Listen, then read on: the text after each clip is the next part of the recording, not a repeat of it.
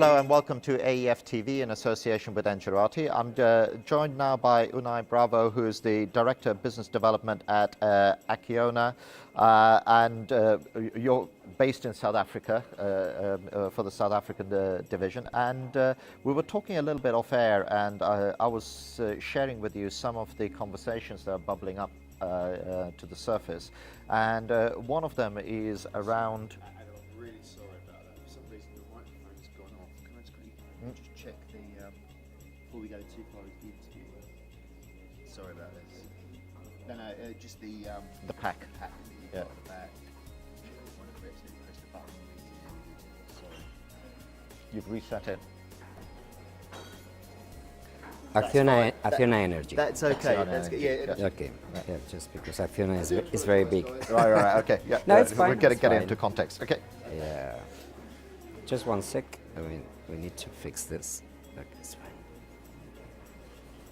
Are we back? Yep. Okay. We should have had Acciona Energy then on the logos, right? It's Acciona Group because we do so also other type of. Okay. Yeah. Hello and welcome to AEF TV. I'm joined now by Unai Bravo, who is Director at Acciona Energy. Unai, we were talking a little bit off air, and I was telling you about some of the conversations that are coming up and some of the pressures and the pain points. And I won't replay all of them for the sake of time. But one of the pieces is around the increasing the volume of projects that are actually breaking ground in Africa. So there was comments by various people who are saying that, okay, look, we've signed a lot of things, but we're still not getting the shovel in the ground.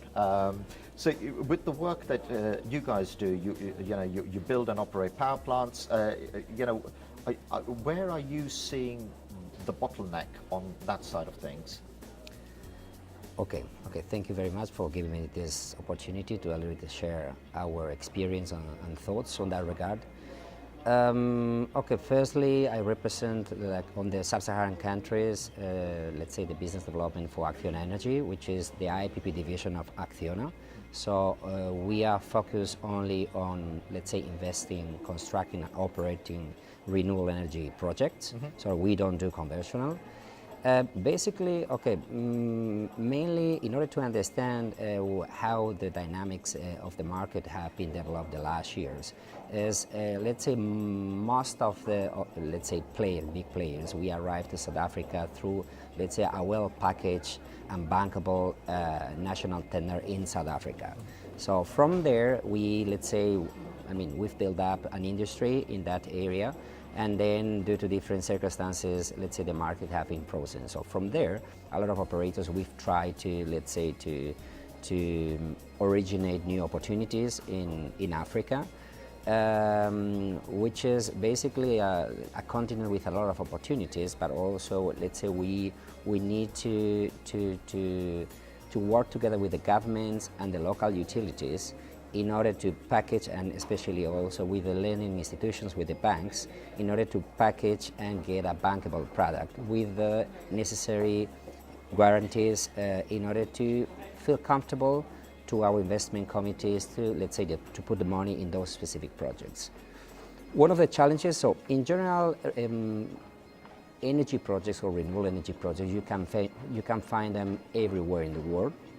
But now is about to make them attractive enough and get the necessary tools and guarantees in order to, let's say, be able to start construction and then, let's say, connect them to the grid, which is the key goal, basically.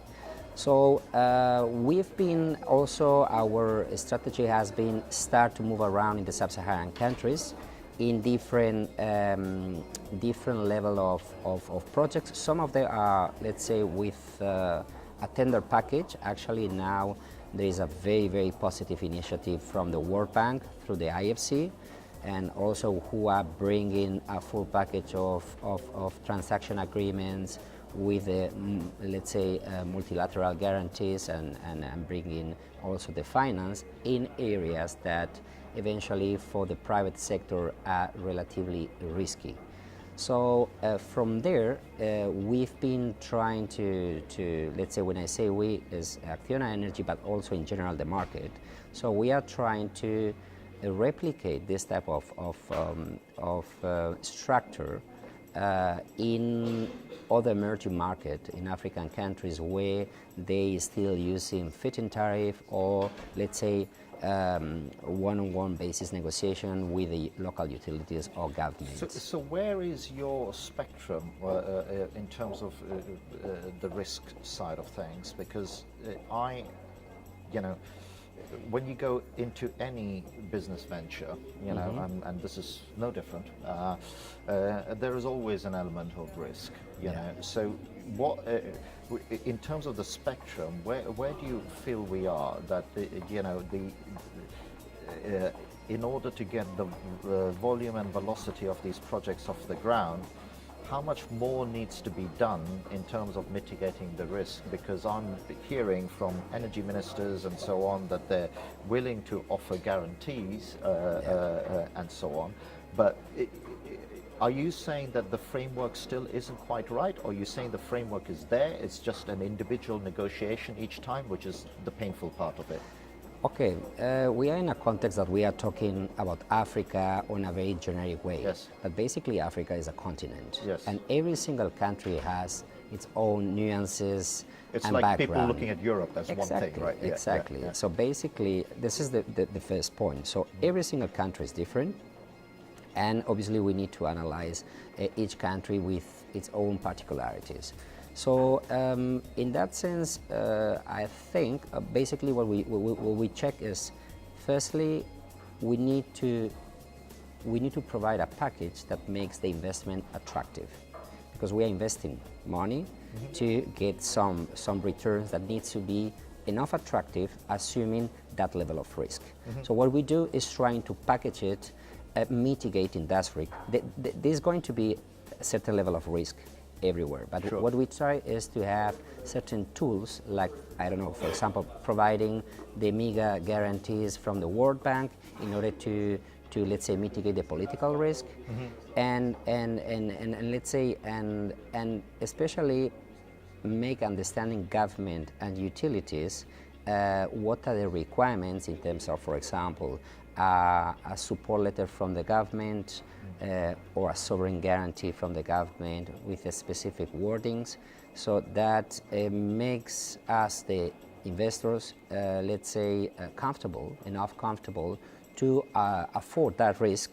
That obviously is something that we need to face always. So the thing is that we have a mitigation plan, which is based on the countries and also the particularities of each project. So in that regard, as I say, I think from last year to this year, we've improved a lot, and I think the market is going faster than what, let's say, the different stakeholders, especially the local governments, they can digest. Because, I mean, let's say that sometimes the political situation in each country plays a big role. And that was a big thing that's come out as well. Is Yeah. a lot of people are saying that, and in fairness, the energy ministers are saying this as well, is that the regulatory and environment for energy needs to be abstracted from politics. As much as you can. I do agree. Yeah. And are you starting to see that happening? Because I get a sense from you that like you rightly said, Africa is a big continent. Let's not forget about that. But also, are you seeing certain countries make greater strides towards getting that framework in place that will actually make these investments? I mean, you mentioned South Africa; they did a great job with the IPP program Yep. out there. Where are the other pockets that you're seeing really getting up to maybe that level? Okay. First thing, let's say in Africa, the main tender that is giving real comfort and is the mirror for the other tenders or let's say governments is the Scaling Solar Initiative from the World Bank. So that framework is giving a lot of comfort to the international investors. So far we have only the the experience in the round one in Zambia, but I mean different countries as Zambia, Senegal, Ethiopia, and Madagascar, they've already signed mandates with the World Bank to, let's say, to give them advice and let's say provide financing on the full package that I was talking about.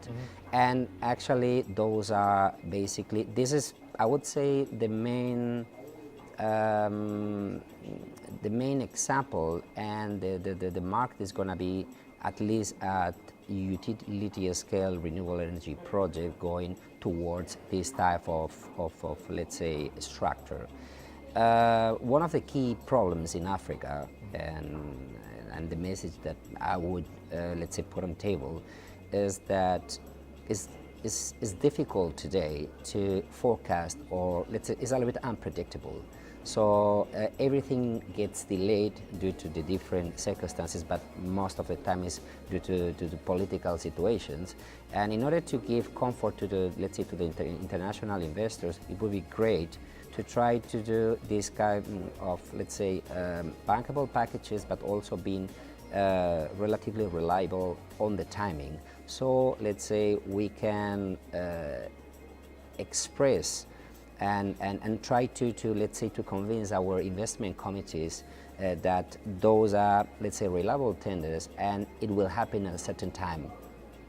Otherwise, the problem is that sometimes when we, let's say, put on the table a new opportunity, what we've seen is that basically the things are not happening in the right time. Right. And investment-wise, it's very important to understand when the things are going to happen.